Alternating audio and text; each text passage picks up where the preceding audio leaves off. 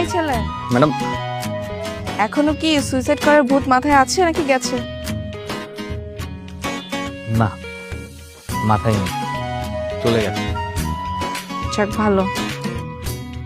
তোমার কাছে একটা গোপন কথা বলতে আসছি। গোপন কথা? কি গোপন কথা ম্যাডাম? তুমি সাইকেল চালাতে পারো? হ্যাঁ পারি। তুমি কি আমাকে সাইকেলে করে পুরো গ্রামটা ঘুরে দেখাতে পারবে? ম্যাডাম কি বলতেছেন? আপনি কি সাইকেল নিয়ে ঘোরাবো মানে? এত ভয় পাচ্ছ কেন? সমস্যা নেই, আমি আছি।